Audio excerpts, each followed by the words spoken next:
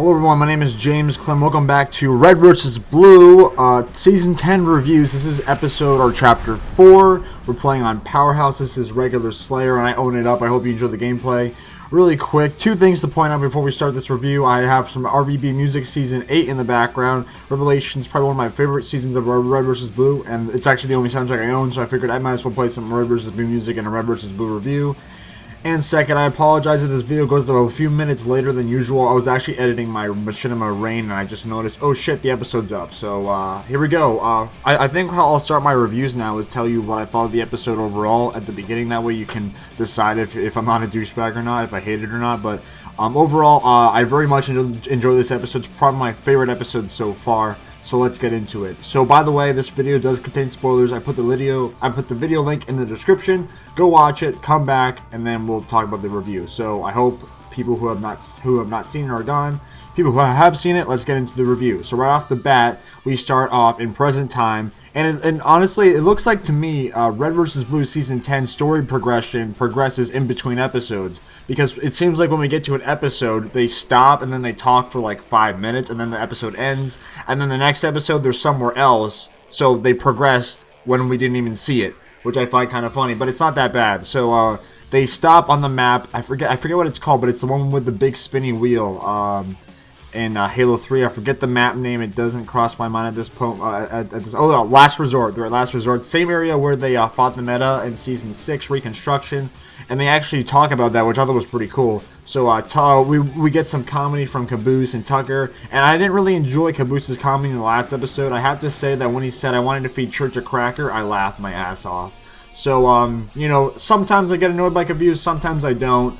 However, this episode, I thought what he said was pretty funny, especially I want to feed you a cracker. Just the way he said it made me laugh. And then we find out that Church is with Tucker, which I thought was pretty cool. And of all people to put the most powerful AI with, he picks Chuck, or they put it with Tucker. And Church finds out his hidden stash of homemade videos. Could be pornos, I don't know. And then we get some funny comedy from Griff and talking to Carolina. And, you know, I find it funny how, you know, Griff always, like, talks shit to people, but, like, when he, like, comes up with, like, Tex in Season 8, he's always, like, scared to go against her. And I don't know if, you know, Griff knows the capabilities of Carolina, but he's just like, bitch, I don't fucking care. I'm not walking any further. I'm gonna tell you how it is, so just shut the fuck up. Like, she's, like, I mean, Griff is like, fuck you, Carolina. I don't care at this point. And I find it how they're trying to find, I forget what it's called, like a boner sign or something. They're trying to find something. It's comedic humor.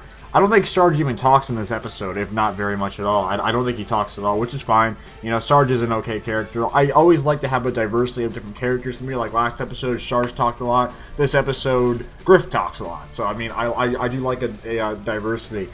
Question really quick, is Donut officially dead now? I know that they kept saying, oh, he's dead in episode 1 with all the holes and stuff, but is Donut officially dead? I mean, I know RVB doesn't really kill off characters, which is why I'm wondering if the meta's back or not, but ask me, like, is Donut officially dead? Like, never coming back?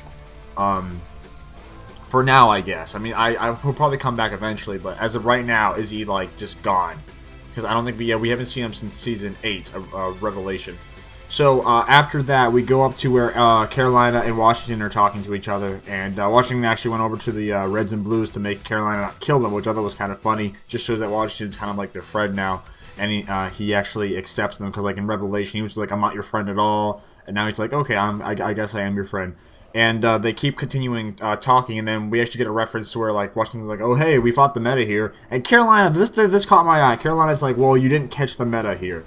So, the way she said that seems like she knows about Maine's transition into the meta. So, I'm wondering in later episodes of Season 10, when we do see the meta, because we do see the meta in Season 10, we saw that in the PAX preview trailer, I wonder if his change will affect Carolina in some way, which is why she said you did it in that certain tone.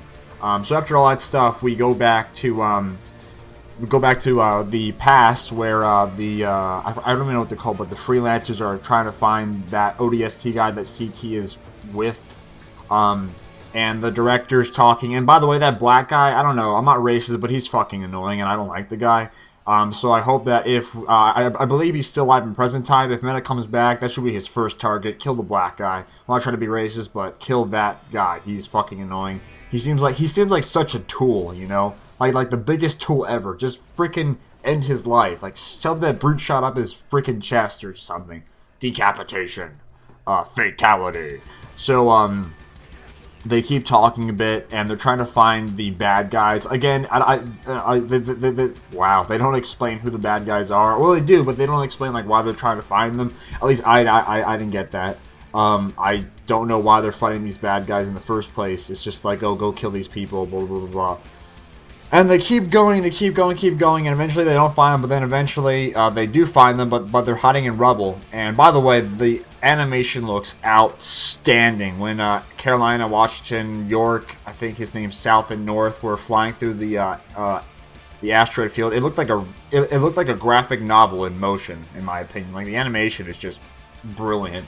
So props to Rooster Teeth. It just looked outstanding, and it looked way more outstanding than the last episode. So they find it, and then they ambush it, and then they have like a really awesome frigate battle. By the way, that frigate, the bad guy's frigate, looks almost identical to the ship that Darth Nihilus rode in Knights of the Old Republic 2, the Sith Lords. Look at the ships. They look identical. I don't know if they ripped the model from it, but the ship that's like the CT ODST ship she was in, that ship looks just like the Ravager, which is Darth Nihilus' ship in Knights of the Old Republic 2. Darth Nihilus is the guy with the white mask and like the red stripes from the game. It looks identical. I'll actually post a link in the description, and here is an image on the screen.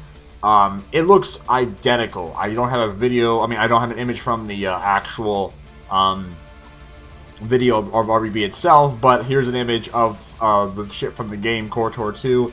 It looks identical in my opinion. So they get ambushed, they drop a nuke, and they leave. And then for some, like, the team makes it back to the Pelican, and then Washington says, "I don't want to end up like Carolina," and he's like freaking out. At this point, Washington seems like the comedic relief character of the past, and in the present, he's more of a badass.